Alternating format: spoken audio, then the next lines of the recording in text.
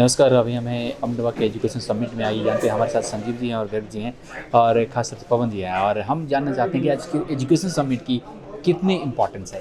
Sir, आप दोनों का बहुत बहुत स्वागत। संजीव सर, धन्यवाद। पवन सर, आपका भी बहुत बहुत स्वागत। धन्यवाद जी।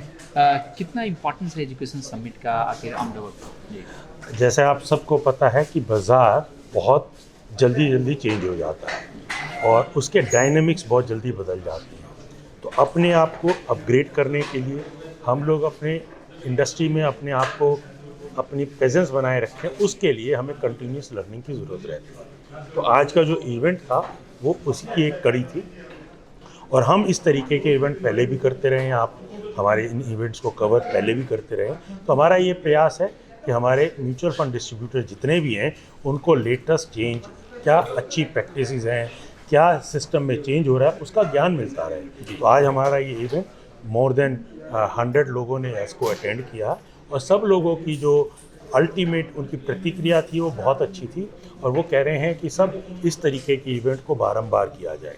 आज इस इवेंट को व्हाइट रॉक म्यूचुअल फंड ने हमें हमारा को सहयोग दिया था। उनके जो CIO अपने आशीष सोमैया जी भी आए थे। उन्होंने हमारे लोगों को बहुत सारी चीज़ों के बारे में बताया, आगे रोड क्या है, इन्वेस्टमेंट कैसे हो सकती है, कुछ विषय पे उन्होंने भी अपना ज्ञान दिया।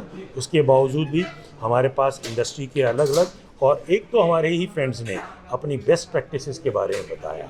हमें लगता है कि नॉलेज अगर हम आपस में शेयर करेंगे तो आने वाले टाइम में हम सबको एक दूसरे का लाभ होगा। इसी कड़ी में ये हमने किया है जी। लेकिन और लोग भी आए थे, कौन कौन से इनमें पार्टिसिपेट किए थे? खास स्पीकर तो हमारे पास कई आए थे, लेकिन इसके साथ पार्टिसिपेंट में हमारे पास दिल्ली के अलावा मथुरा, मेरठ, आगरा और यहाँ मोदी जी की जो कंस्टिट्यूएंसी है वाराणसी के भी कुछ लोग आए थे।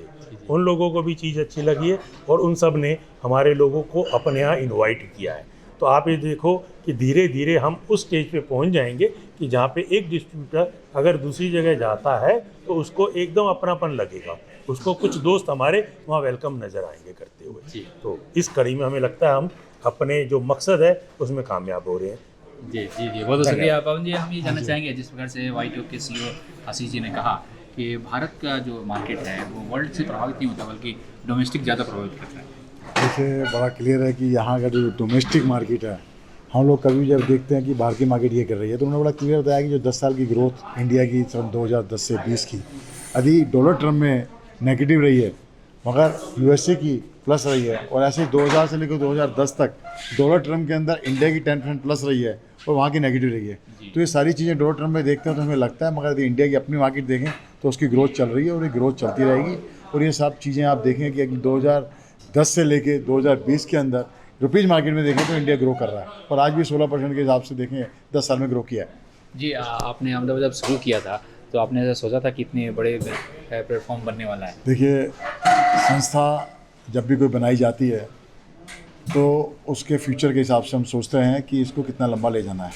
तो जो अहमदाबाद बनी है अल्टीमेटली एक संस्था ऐसी बनी है कि दिल्ली नहीं और हिंदुस्तान के लिए संस्था बनी है और अगले 10 साल नहीं, मैं सोचता हूँ कि अगले 100 साल के लिए संस्था बनी है। जी हाँ, बिल्कुल। सर, हम ये जानना चाहेंगे, खासतौर से इन्होंने कहा था, जो आशीष जी ने कहा कि मानव संसाधन हमारा एक बड़ी संपत्ति है और इससे बेहतर और बाजार बनेगा तो घाटा नहीं होने वाला इससे। देखिए, मानव संपत्ति जो उनसे है हमारी एक संपत्ति है। भारत की तरक्की का मेन कारण जो उसके उठाव और ग्रोथ अभी हो रही है उसका मेन कारण भी है कि हमारी यंग जनरेशन जो सी है वो वर्किंग पॉपुलेशन के अंदर एंटर कर रही है। और किसी भी कंट्री की जब वर्किंग पॉपुलेशन में इंक्रीज आता है तो उस कंट्री के अंदर ग्रोथ हो जाती है, क्योंकि ज़्यादा लोग काम करने को, ज़्यादा लोग अपना नई चीज़ें करने को होते हैं। तो बेसिक सारी जो है संसाधन में से जन संसाधन सबसे बड़ी है जो हर पहलू में देश की तरक्की के लिए, किसी ऑर्गेनाइजेशन की तरक्की के लिए, किसी के भी लिए, हमारी अहमदा के लिए भी जन संसाधन जो सा है सब लोग ही एक अपना संपत्ति। तो ये एक अहम संपत्ति है जो दूसरी हर तरह की संपत्ति को लेके आ सकती है या दूसरी मशीनरी को काम करा सकती है। इसके बगैर कुछ हो ही नहीं सकता। तो जन संसाधन सब जगह एक बहुत बड़ी संपत्ति है। जी हाँ, बिल्कुल। देखिए, वाराणसी से हमसे जुड़े हुए हैं, आपने सबको इनवाइट किया है, सब तैयार हैं वाराणसी जाने के लिए? नहीं, मोस्ट वेलकम आए। बनारस एक बहुत ही प्राचीनतम नगरी है। कहा जाता है कि विश्व में जो प्राचीनतम शहर थे उनमें से एक बनारस था। जी जी। तो अब तो वहाँ पे हमारे माननीय प्रधानमंत्री जी वहाँ पे सांसद भी हैं और प्रधानमंत्री भी हैं, तो उन्होंने बहुत सारे काम किए हैं। उनमें से एक काम जो बाबा विश्वनाथ जो ज्योतिर्लिंग है उस पर उन्होंने बहुत बड़ा काम किया है और काफ़ी विश्वनाथ धाम ट्रस्ट करके, और वहाँ पे जितने इस समय मेरा अनुमान है कि मैं आज सोमवार को यहाँ हूँ, वहाँ कम से कम 4 से 5 लाख लोग वो मंदिर में जा रहे होंगे। उनकी अलग अलग मान्यताएं हैं, कोई जलाभिषेक करता है, कोई कुछ करता है। इंडस्ट्री के विषय में बनारस आने के लिए तो हमेशा आइए, आप जो भी हो सकता है कि बनारस कैसे घूमा जाए, कैसे क्या किया जाए, क्योंकि अगर एक बार आदमी गया तो अनुभव लेने में बीत जाता है, दूसरा बार कहता है कि मैं इसको करेक्ट करूँगा। तो अगर मैं वहाँ पे हूँ तो वो करेक्शन की ज़रूरत नहीं पड़ेगी। और वो या अभी सर ये जानना चाहेंगे क्या अहमदाबा का अगला फ्यूचर प्लान क्या है? देखिए, फ्यूचर प्लान तो यही है कि जिस तरह हमारे अभी ये सेमिनार हुआ है, ये सेमिनार की कड़ी अभी हमारे कुछ सिलेक्टेड 100-125 लोगों के लिए है, और इसकी पेनिट्रेशन हम चाहते हैं कि नीचे तक हर एजेंट, वो शहर में हो या वो छोटे शहर में हो, वहाँ तक पहुँचे।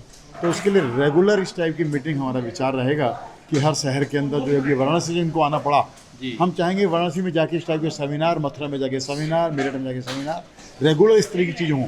आज ये वहाँ से रिप्रेजेंट करके 2 लोग आए हैं, हम चाहते हैं 100 लोगों तक पहुँचे। इस तरह जब 100 लोगों तक पहुँचेगी, वो चीज़ जनसंख्या के अंदर जो बताया कि पॉपुलेशन जो नीचे इंक्रीज़ कर रही है, वहाँ तक पेनिट्रेशन जाएगा। और ये financial literacy, as a doctor financial literacy हमारा रोल रहेगा कि जिस तरह डॉक्टर हेल्थ के लिए करता है, इस तरह हमारे डॉक्टर फाइनेंशियल के लिए लोगों को सिखाएंगे। ये हमारा मेन रहेगा। चलिए, आप लोगों का बहुत बहुत शुक्रिया, बहुत बहुत शुभकामनाएं। अहमदाबाद बहुत तेज़ी से आगे बढ़े, ऐसे हम कामना करते हैं। जहाँ दोस्तों अहमदाबाद के ये एजुकेशन समिट में अभी हम थे और यहाँ पर सारे मेंबर्स थे और उन्होंने कई गेस्टों को बुलाया था और उन लोगों ने अपने प्रेजेंटेशन दिए और उसका लाभ 100 लोग से ऊपर यहाँ पर खास तौर से डिस्ट्रीब्यूट उन्होंने दिया। कैमरा पर्सन हेविंद के साथ मानविंद, नमस्कार।